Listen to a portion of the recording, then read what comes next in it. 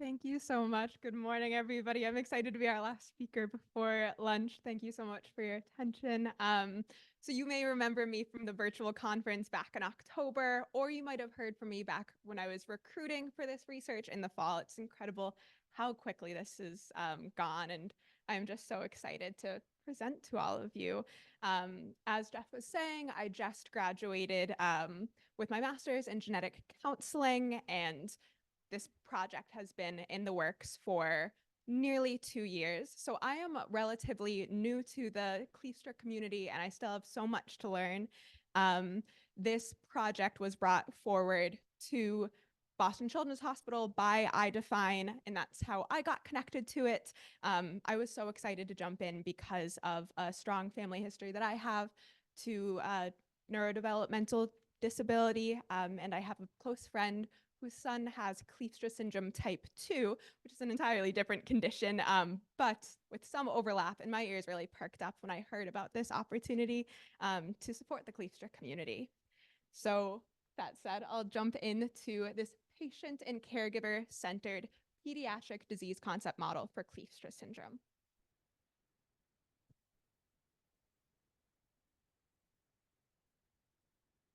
Am I clicking? Yep. Okay. So when a doctor wants to know about Kleefstra syndrome, maybe they're diagnosing someone for a first time, or a family moves and a pediatrician is meeting with a patient who has the diagnosis, there are so many scientific resources that providers can look to. We talked about some of those this morning, just to understand what Kleefstra syndrome is, the spectrum of symptoms, how it varies, what specialists children should be seeing, what therapies they should be connected with. We have a lot of these resources available online. I'm sure many of you have stories about uh, watching a provider Google Kleefstra syndrome in front of you or asking you to explain it to them. And as Jeff mentioned earlier, we hope that in the very near future, that will no longer be the case. KS will be well known and hospitals will be very well prepared for patients. But resources are largely getting better, but we're still working on making more resources and changing how providers think about rare disease so as to make it not so rare within the collective community. Scientific research is meant to inform us about health and how we manage disease, and it's also meant to provide good resources and, importantly, advancements like treatments, like medications, and specific symptom-based therapies.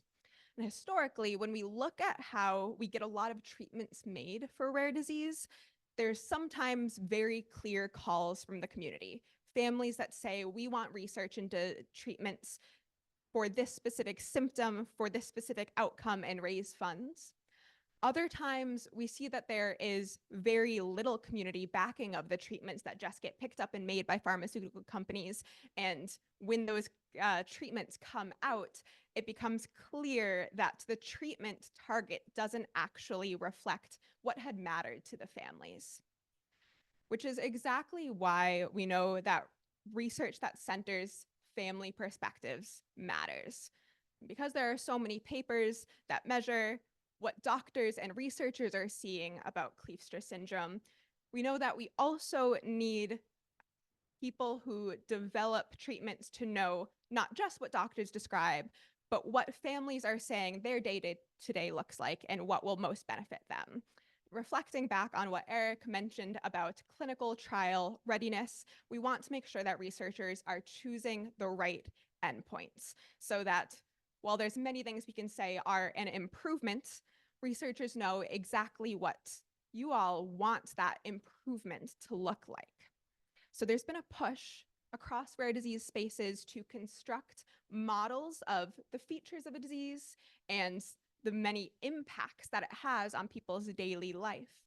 And from these family perspectives, we can get a sense of what the most important needs of the community are.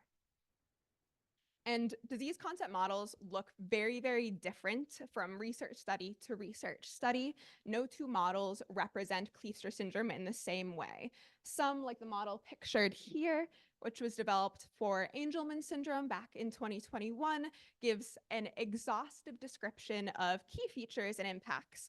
And that was developed with a very rigorous review of literature that's already existing, and that was used to develop a preliminary, an original model.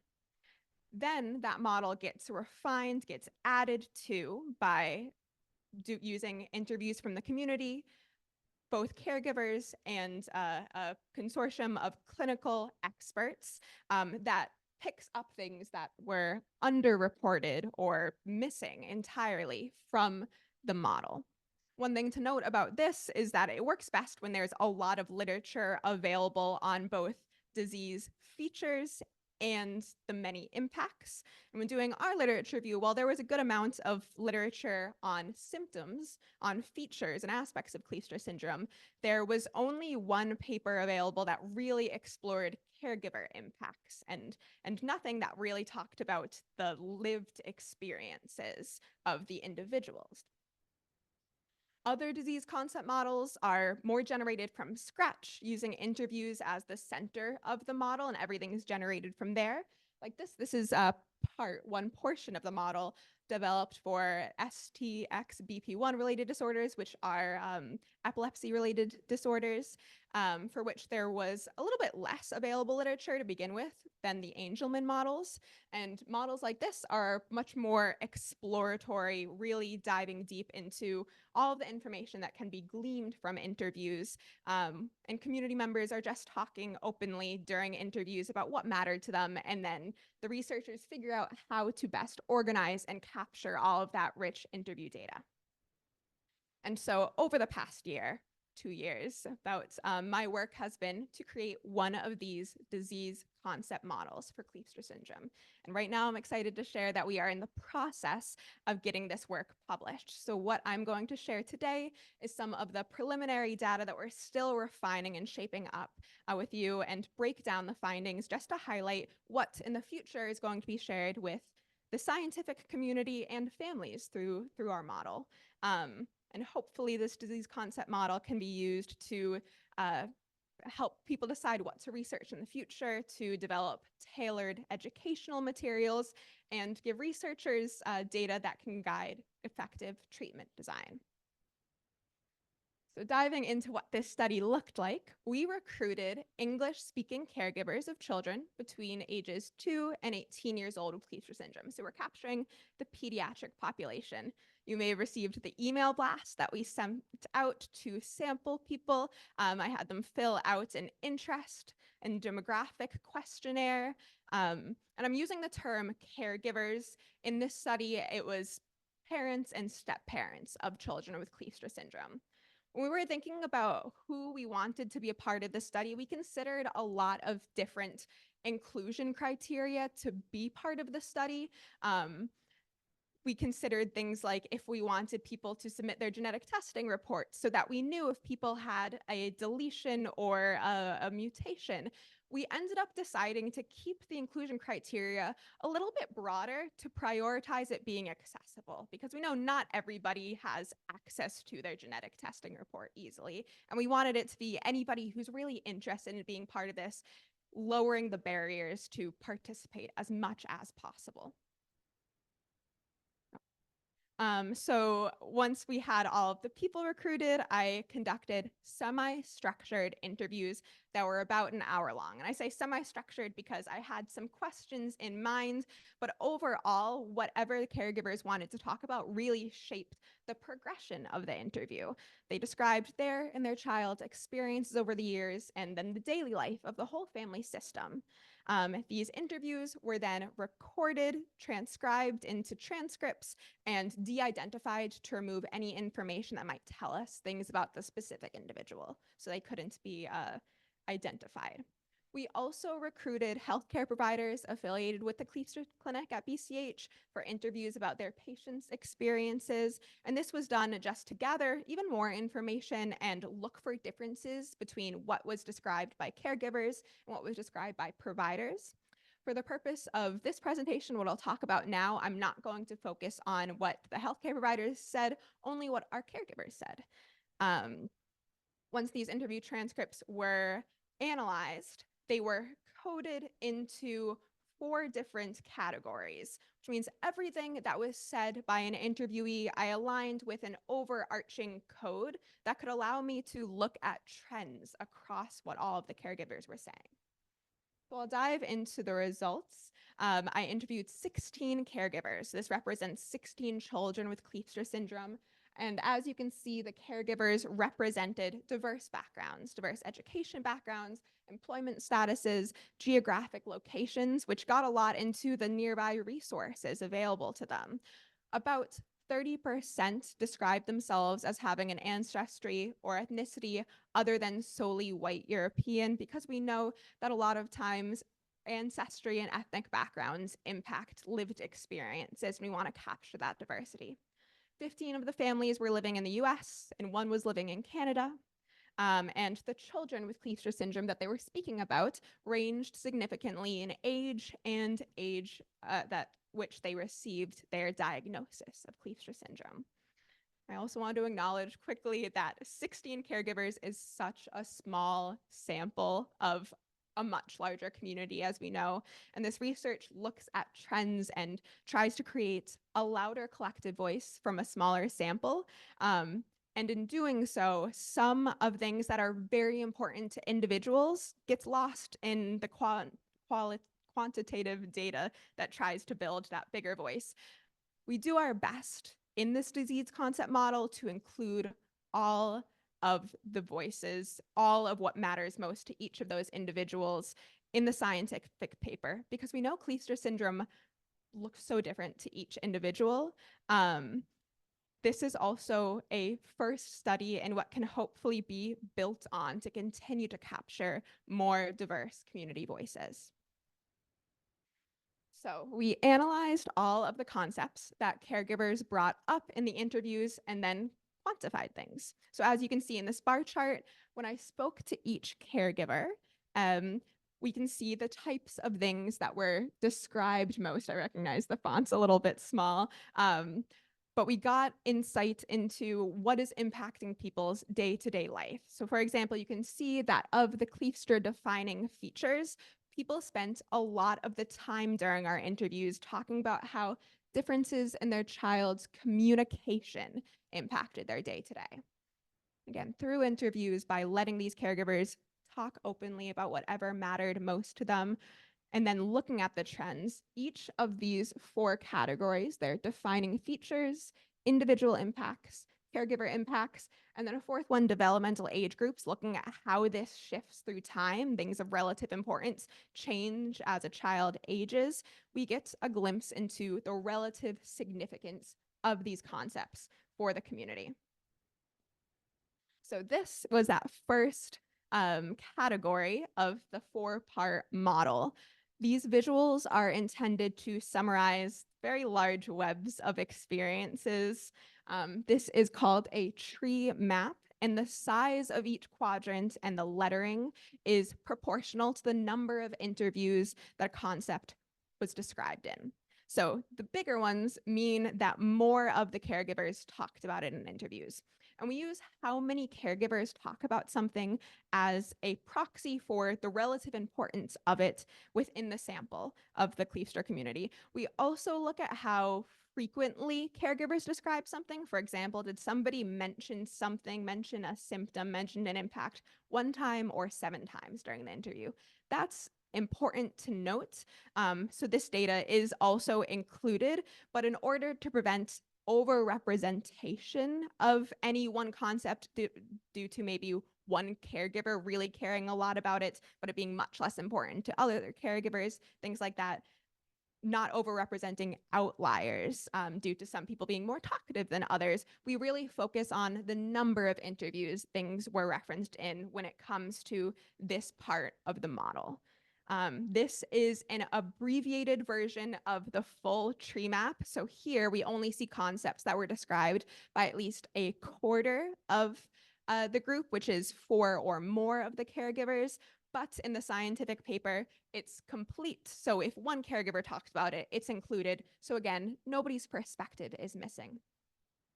So, across our interviews, the defining feature that was referenced by the greatest number of caregivers was gross motor skills delayed or impaired, by which all but one of the caregivers described a range of experiences with motor differences, and gross skills being the kind of larger motor differences, and in contrast with fine motor movements, things like holding a pencil. These gross motor skill differences led to things like their child needing assistive mobility devices or not being confident playing with peers at school because of differences in physical ability.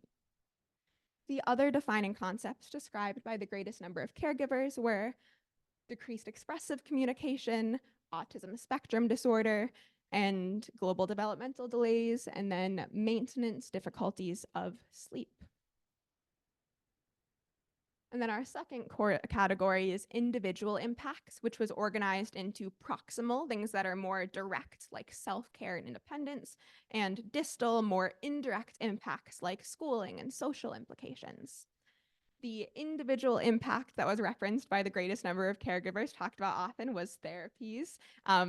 Every one of the caregivers described the many hours that their children spent with PT, OT, speech language, all of the therapists that had a significant impact on their child's health.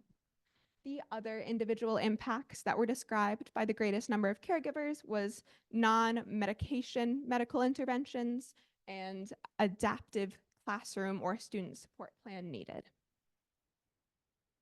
And then getting into the caregiver impacts that were referenced by the greatest number of caregivers, also referenced most often was time and organization needed for care. And this was a big bucket that looked like a lot of different things, but almost all of the caregivers described a range of tasks and all of the various impacts of having their day-to-day really centered around their child's care needs. Things ranging from needing to plan around a very rigid routine for their child, or the extensive amount of time they had to spend sorting through paperwork to maintain the therapies their child needs and get insurance reimbursement. Caregivers talked a lot about these time requirements, and it had a lot of impacts. Things like them needing to leave a full-time job or spend less time with their romantic partner and friends. The other caregiver impacts described by the greatest number of caregivers was physical aid to their child and sleep being disrupted. The fourth category is developmental age groups. As you can see, it's broken down quite differently.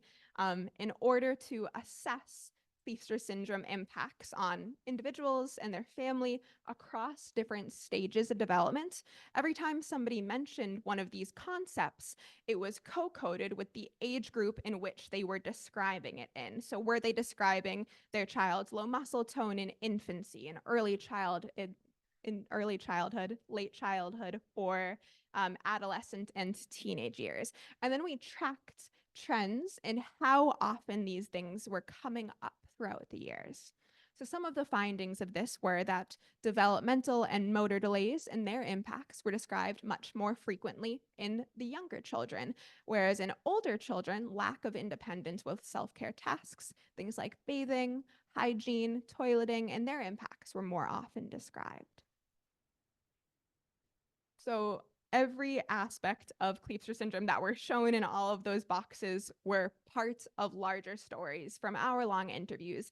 These are stories that caregivers shared about specific experiences with their families, and there were so many big qualitative themes that arose along these domains, these categories, spanning different aspects of neurodevelopmental difference, emotion, navigating healthcare systems, things that we wanted to explore to add context and dimension to our model, show how each of those things that were kind of compartmentalized really connect and have unique relationships to lead to different experiences for each individual. And I wanted to pull out a few of these qualitative dimensions to explore with you and share some of the really incredible words that parents shared with me during our interviews. So, first, almost all caregivers described some difference in speech or expressive communication in their children. And this, as you know, ranged significantly from some children being completely nonverbal to others having challenges with pronunciation due to having lower muscle tone in their throat. Most children relied heavily on some form of non spoken communication.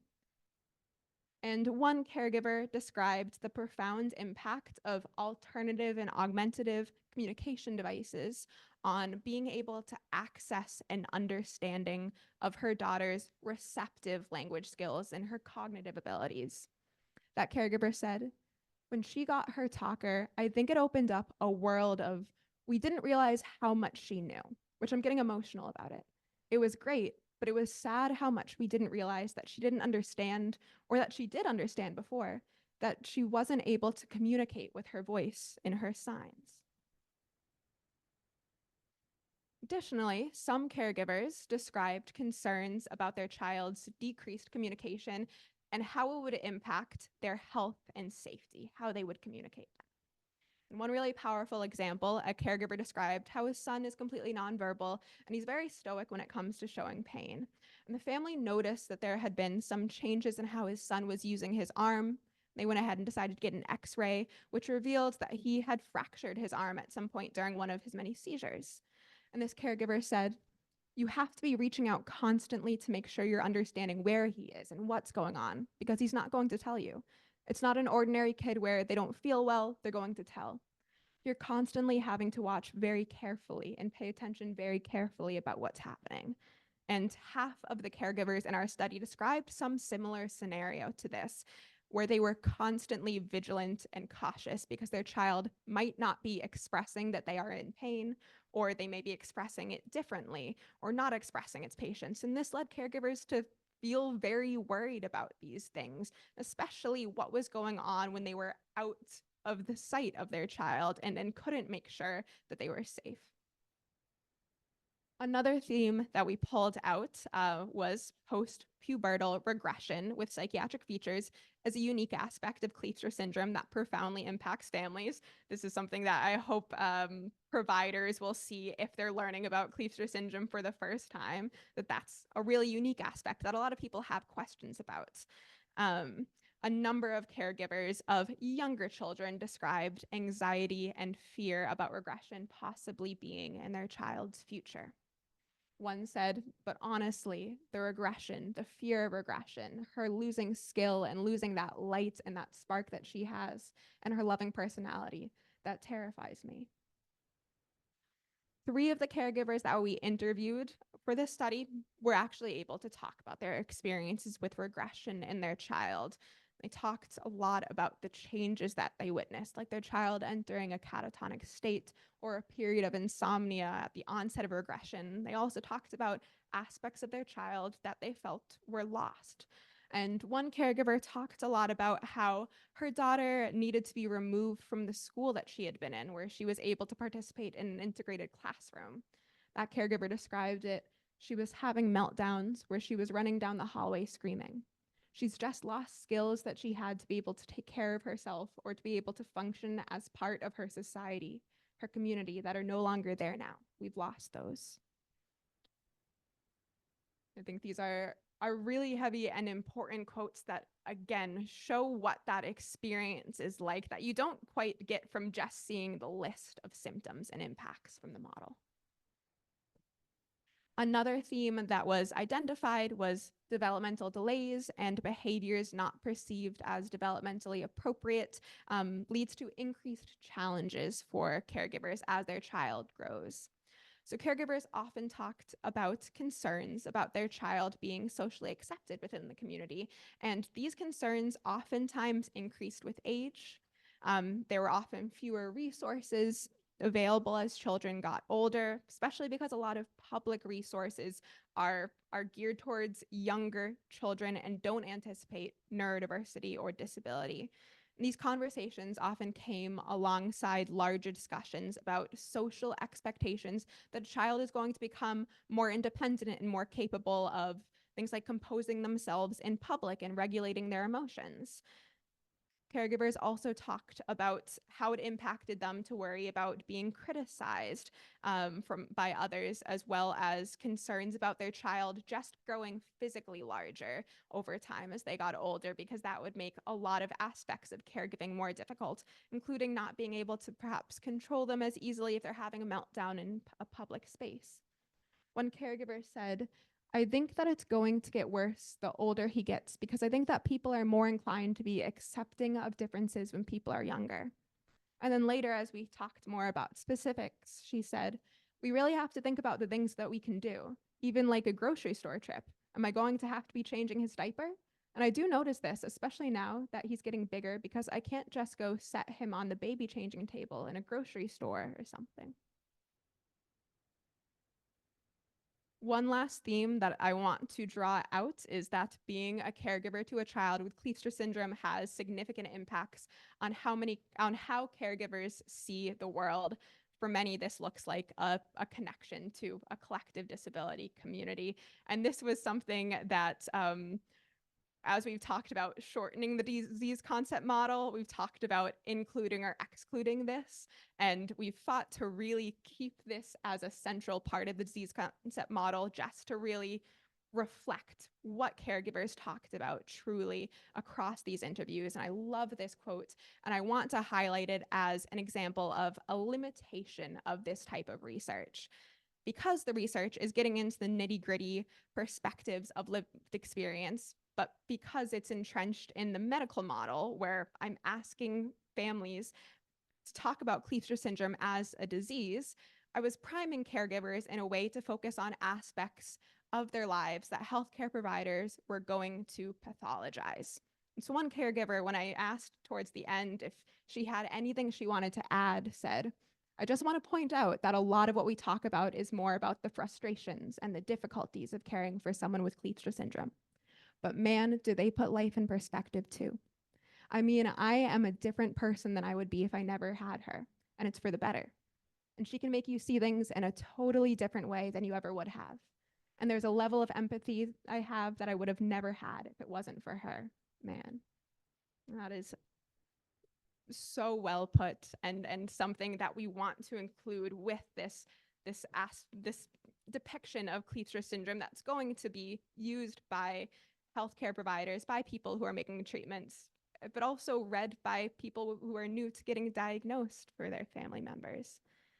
And so all together, and this is the larger disease concept model that, as I mentioned before, I used a reduced part of it so you would be able to read things better. The disease concept model is meant to become a reflection of the Kleefstra community and a resource for the scientific community. And each category gives just a glimpse into the relative importance and kind of daily interactions with symptoms and impacts, relative importance of concepts for the community. And of course, as we saw just a little bit of, there are so many intricate narratives that each of you have that exist between each of these data points. And like every model, it doesn't capture everything. And so, of course, doctors and scientists should know to continue to listen to each family, but this can be a good starting point, a good guide. Among a number of really key findings, the disease concept model captures features that caregivers reported that, if improved, would have the greatest impact in improving the daily lives of their affected children. And so communication challenges, physical mobility, and emotional and behavioral regulation challenges should be prioritized as treatment targets for any clinical trial aimed at improving symptoms with Kleefstra syndrome, according to our model. And when we think about how scientists should be measuring the success of treatments, the disease concept model also shows that measures like independence with activities of daily living and ability to socialize and transition in day-to-day activities are really important measures of if these outcomes were successful. There are a lot of opportunities for future expansion on this research. As I mentioned, this was a pediatric model where the oldest children that were talked about were 17 years old. So there are a lot of adults with Kleefstra syndrome that we would also at some point in the future want to capture. We also only talked to English-speaking caregivers. So in the future, getting broader parameters, different languages, different places, just capturing a larger breadth of the impact of Kleefstra syndrome on individuals in different sociocultural contexts, different lived experiences. Um, and lastly, I wanted to note again that a limitation of this research is that there is a medical model kind of underlying the disease concept model. And by focusing on symptoms as defining concepts, we can, of course, look towards the interventions that we want to see. But there was so much that caregivers described in interviews that we had to reduce to make something much more generalizable and quantifiable, because that's what potential stakeholders for treatments want to see, because they really rely on the numbers. But I want to recognize how much our model, how much this work was a celebration of love and resilience of the community. And I am so grateful for all of the effort that everybody who participated in this put in, and I define just celebrate their work towards this as well. So thank you so much.